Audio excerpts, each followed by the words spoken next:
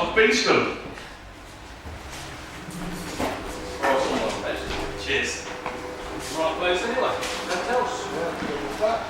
So yeah, I lived in Nottingham for 10 years, but originally from Guildford, so I like to think of myself as Nottingham's finest poet from Guildford, which is good. So I'm gonna, if you saw my first set, it was quite silly, quite passive, whatever. Now I'm just gonna, I've got angers, I'm gonna let them out now. So I'm gonna get angry at the government, and I'm gonna do some really morbid and depressing shit, so hope you enjoy it.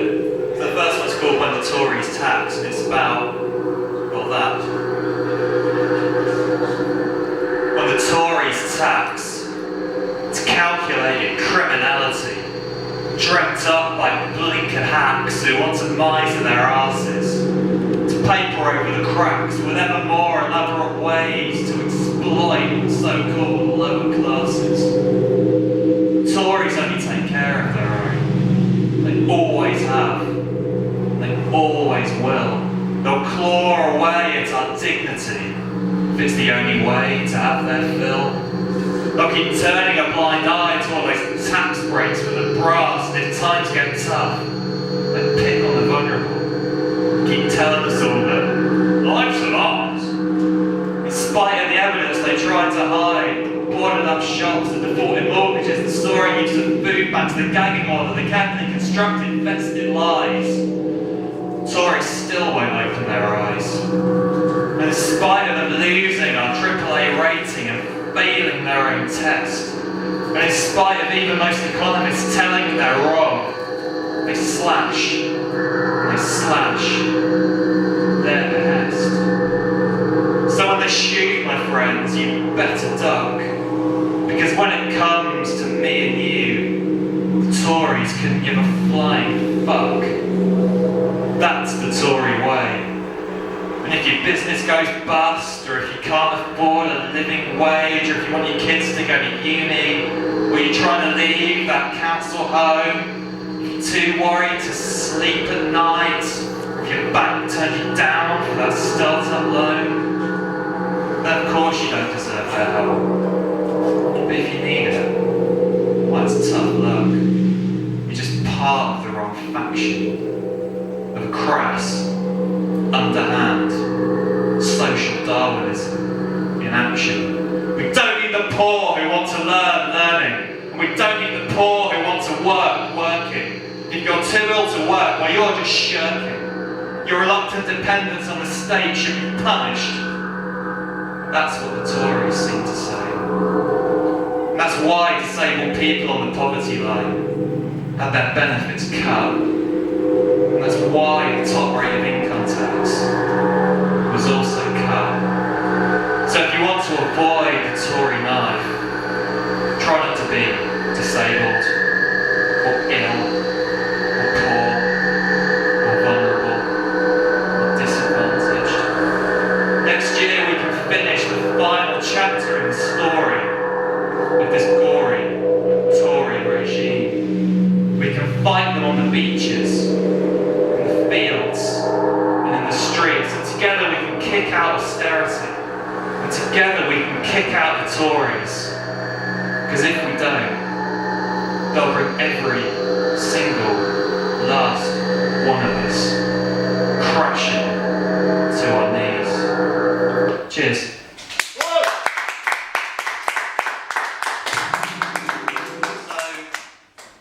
that's where I stand politically.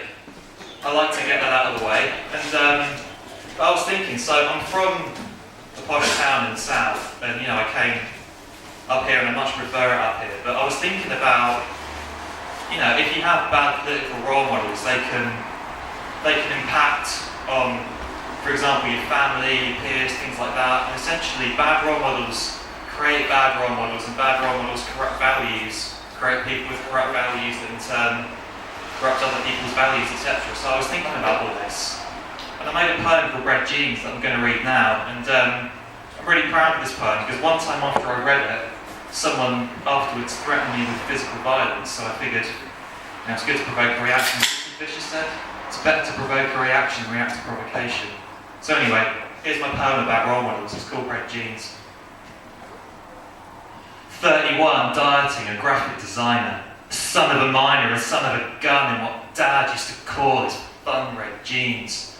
The ghost of that 20 a day DHSS voice, devoid of any fight, deafening his ears with failed tales of poverty and mouldy crumbs of hope.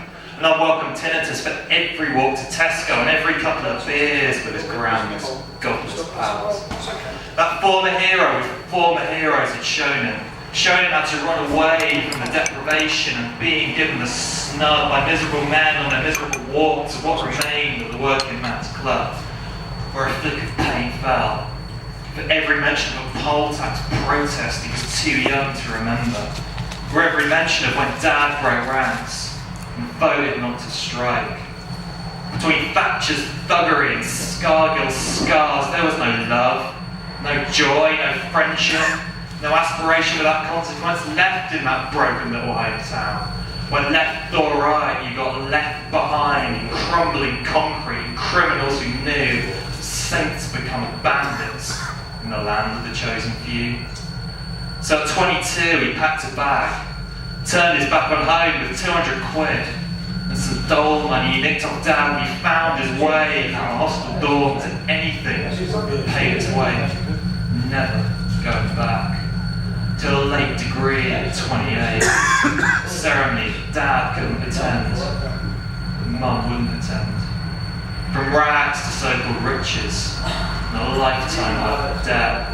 Girlfriend that's in red jeans and a vegan cafe in Camden with below inflation pay rise and social climbing perfect friends. 5 minutes for a rented room and a few years late for the housing boom. He ordered another skinny latte. Too busy with parties, hangovers and Korean movies to protest against the rapidly diminishing welfare state that Mum relied on. Too busy to make the memories she needed to brighten up the squalid house and the squalid town he didn't want to visit anymore.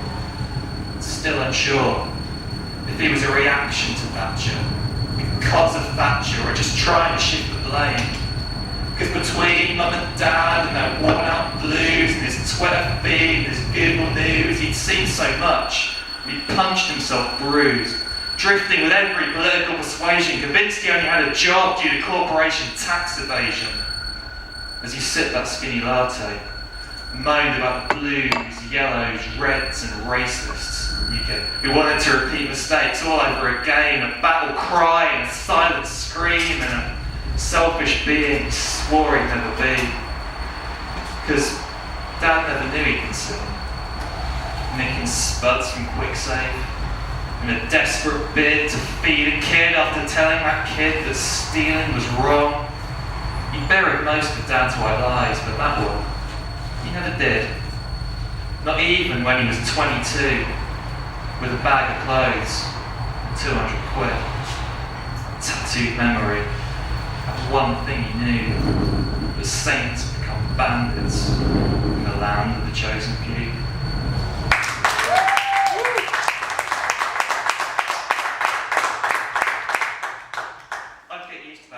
So if you're going to threaten me with physical violence, please do it outside after my set.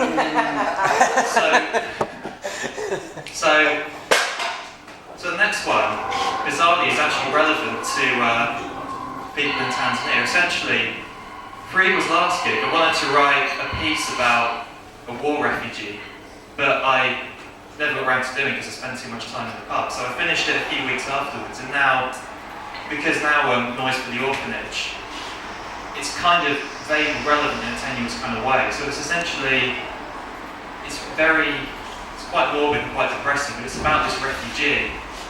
And you think any conflict, you get this humanitarian crisis, Syria being the obvious example at the moment, but, you know, in war, everyone loses, especially the vulnerable innocent people that just happen to get in the way. So this is a poem about that.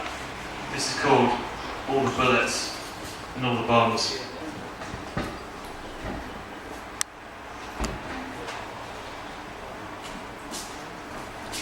The border guards were motionless, staring at the stench of thousands static in the swirling wind. Machine guns pinned to their hands. Border closed. Closed to the pawns of a war they were never going to win. The pawns who'd survived to fall through the cracks between the blown-up schools, battered hospitals, butchered dead. But for all the bullets and all the bombs, border guards refused to spare a single bullet for his 10-year-old. He'd been playing with his brother when the aeroplanes came over. The rocks were grenades, their feet tanks, their fingers machine guns, as they prepared to storm the final stronghold and end this brutal war, to end the endless killing, so no one had to fight anymore. They ran for cover, but it was too late. A piece of shrapnel, deep in his forehead. That was his brother's fate, and after all the bullets and all the bombs had rained down on his town, he'd searched and searched every piece of ground, but Mum was nowhere to be found. And when the killers came marching in, he'd ran and ran for all his life, with every other outnumbered, an outgunned member of the humans, striking as those killers killed by night and day. Innocent victims got in the way, but shrapnel lodged inside his head as he wondered if Mum was alive or dead. That life of death lasted weeks of days through waves and waves of blown-up faith where no one spoke and no one cried, their spirits dead as the bodies on the roadside, the shoeless scraps of hopeless flesh left to the dogs, rats and flies, while gunpowder, blood and disease mixed inside his feet with every endless mile of this trail of defeat. Planes and vultures, the only things in the skies, all the bullets and all the bombs, pushing him further away from his crippled street where Mum might lay, or Mum might have fled to maybe ahead of him or maybe behind. But with every trudge he tried to find through the scorched bomb sun with this endless road of pain where the food and the water and the camps never came. Those enemies that lied within, their wrong beliefs and their cowardly sin were slowly being allowed to win, and those foreigners with their shades and their smiles, all they did was help more people die with those terrible things that came out of the sky. But after all the bullets and all the bombs, he couldn't remember before the war. The things Mum said he could look forward to, when the animals survived and the crops still grew, when the water was clean and the schools were open, and when you felt warmth, not fear from above. But not even the streetlights came on anymore. It's almost everything had been killed by this war, and when the darkness came, he was even more afraid of the things that might see a body to raid. And now he was finally at the border. He couldn't go forward, and he couldn't go back. And he couldn't stay still for fear of attack, and as those killers killed by night and day, innocent victims got in the way. And shrapnel lodged inside his head as he wondered if Mum was alive or dead.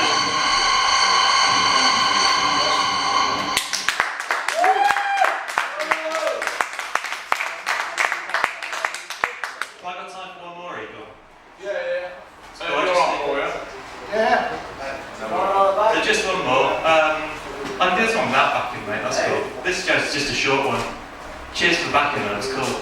Is that right? That's perfect. Yeah, I enjoyed it. So, no, it's all good, man. So, I've just got one more.